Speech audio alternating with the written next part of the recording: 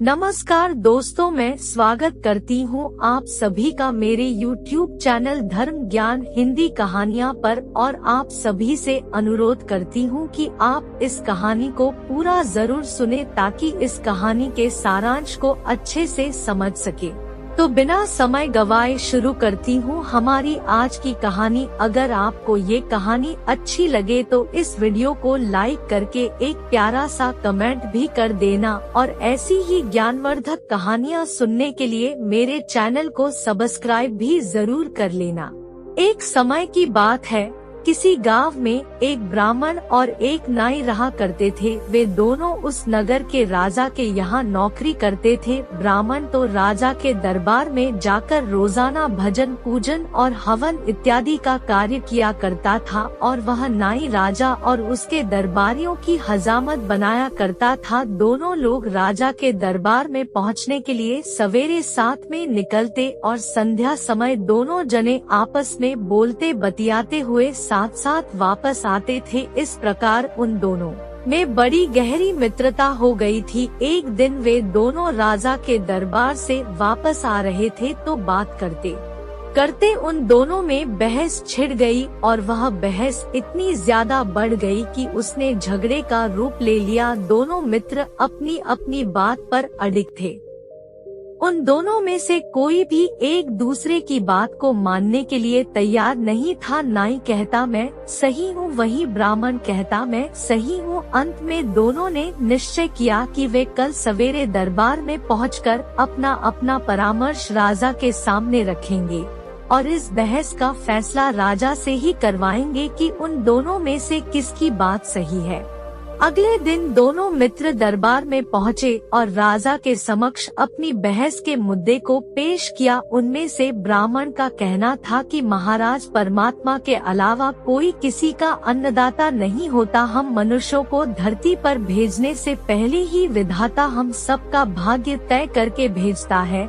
किस मनुष्य को कब कहाँ और कितना धन मिलेगा, यह सब तो हमारे भाग्य में पहले से ही निर्धारित होता है। अर्थात इस पृथ्वी पर जितने भी मनुष्य जन्म लेते हैं वे सब अपने ही भाग्य का खाते हैं। वहीं पर नाई का कहना था कि महाराज, हम आपके दरबार में नौकरी करते हैं। आपके द्वारा दिए गए धन से ही हमारा और हमारे परिवार का गुजारा होता है। हम सब तो आपके भाग्य का ही खाते हैं, इसलिए हमारे अन्नदाता तो आप ही हुए। महाराज, अगर आप हमें अपने यहाँ से काम से हटा दे तो हमें दर दर की ठोकरें खानी पड़ेंगी, घर में रोटियों तक के लाले पड़ जाएंगे। महाराज, अब आप ही इस बात का फैसला कीजिए कि हम दोनों में से किसकी बात सही है। उन दोनों की बात सुनकर राजा असमंजस में पड़ गया कि उन दोनों में से वह किसको सही ठहराए और किसको गलत ठहराए। यद्यपि राजा को तो नाई के द्वारा बोली गई चिकनी चुपड़ी बातें ज्यादा सही लग रही थी, परंतु वह अपने दरबारियों के सामने ब्राह्मण की कही बात को भी गलत नहीं ठहरा सकता था। इसलिए उसने ब्राह्मण की बात को गलत साबित करने के लिए एक उपाय सोचा।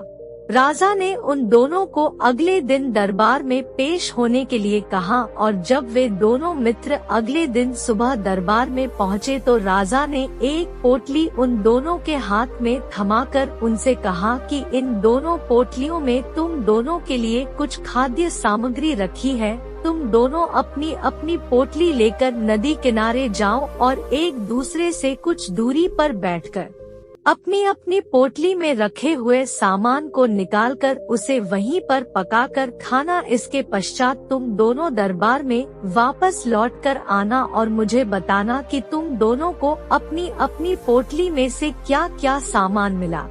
परंतु इस बात का ध्यान रखना कि तुम दोनों एक दूसरे से ना तो कुछ पूछोगे और ना ही कुछ बताओगे। अगर तुम दोनों में से किसी ने भी ऐसा किया तो उसे दंडित किया जाएगा। राजा के आदेश मिलने पर दोनों मित्रों ने अपनी अपनी पोटली उठाई और नदी किनारे पहुंच गए। वहां पहुंचकर एक दूसरे से बिल्कुल विपरीत दिशा में दूरी बनाकर बैठ गए और अपनी अपनी पोटली खोलकर राजा की दी हुई खाद्य सामग्री को बाहर निकाला और अपने लिए भोजन पकाने की तैयारी करने लगे। ब्राह्मण ने जब अपनी पोटली खोली तो उसे उसके अंदर से दाल, चावल, आटा और घी वगैरह सभी चीजें प्राप्त हुई। वह चुपचाप बैठकर अपना भोजन बनाने लगा, परंतु इधर जब उस नाई ने अपनी पोटली को खोलकर देखा तो उसकी पोटली में सिर्फ एक कद्दू निकला। नाई ने सोचा, मैंने तो दरबार में खड़े होकर राजा की इतनी प्रशंसा की थी, पर राजा ने मेरे साथ यह क्या किया, मुझे देने के लिए उन्हें यह कद्दू ही मिला था। कद्दू कौन खाता है भला, यह सोचकर नाई के मन में कपट आ गया। उसने सोचा, एक बार चलकर देखता हूँ कि राजा ने ब्राह्मण की पोटली में क्या रख कर दिया था। अगर उसे कुछ और मिला होगा तो वह इस कद्दू को ब्राह्मण को दे देगा और उसके बदले उसकी पोटली में रखा हुआ सामान उससे मांग लेगा। वैसे भी यहाँ पर हम दोनों के अलावा और कोई नहीं है, तो किसी को क्या पता चलेगा। ऐसा विचार कर वह नाई उस कद्दू को लेकर ब्राह्मण के पास आ गया और ब्राह्मण से बोला, मित्र, राजा ने मेरी पोटली में तो यह कद्दू रखकर दे दिया है, परंतु मैं इसे पकाकर खा नहीं सकता, क्योंकि मैं जब भी कद्दू खाता हूँ मेरा पेट खराब हो जाता है। इसलिए मैं चाहता हूँ कि हम दोनों अपनी अपनी पोटली के सामान को आपस में बदल ले। तुम इस कद्दू को पकाकर खा लो और अपनी पोटली में रखे सामान को मुझे दे दो, ताकि मैं भी समय पर भोजन करके अपनी भूख मिटा लूं। ब्राह्मण के मन में तब भी नाई के प्रति किसी प्रकार का कोई छल कपट या बैर भाव नहीं था। वह तो बस उसे सच्चाई का बोध कराना चाहता था। उसने अपनी पोटली में रखा हुआ सारा सामान निकालकर नाई को दे दिया और बदले में उससे उस कद्दू को ले लिया। अब नाई तो सामान लेकर वहां से चला गया और बनाने खाने की तैयारी करने लगा। इधर उस ब्राह्मण ने उस कद्दू को पकाने के लिए बीच से काटा तो वह देखता ही रह गया। राजा ने उस कद्दू के अंदर बहुत सारे हीरे जवाहरात और सोने चांदी की मुहरें और कीमती मोतियों की मालाएं इत्यादि भर रखे थे। यह सब देखकर वह ब्राह्मण सारी कहानी को समझ गया। उसने इस बात को गुप्त रखा और कद्दू में निकले सामान को अपनी पोटली में संभाल कर रख लिया और आधे कद्दू को भी काटकर पोटली में रख लिया। इसके बाद उसने आधे कद्दू की सब्जी बनाकर खा ली। शाम के समय दोनों मित्र राजा के दरबार में जाकर हाजिर हो गए। पहले राजा ने नाई से पूछा कि पहले तुम बताओ, तुम्हें अपनी पोटली में क्या क्या सामान मिला। नाई ने कहा, महाराज, मुझे मेरी पोटली में एक कद्दू रखा हुआ मिला था, परंतु मैंने उस कद्दू को अपने मित्र ब्राह्मण से बदल लिया था, क्योंकि कद्दू खाने से मेरा पेट खराब हो जाता है। इसके बाद राजा ने ब्राह्मण से पूछा कि अब तुम बताओ, तुम्हें अपनी पोटली में क्या क्या सामान मिला था। इस पर ब्राह्मण ने कहा, महाराज, मुझे मेरी पोटली के अंदर दाल, चावल, आटा, घी, गुड़, तेल, नमक और मिर्च थोड़ी थोड़ी मात्रा में सभी खाद्य सामग्रियां मिली थी, परंतु मेरे मित्र के मांगने पर वे सभी वस्तुएं मैंने इन्हीं को दे दी थी।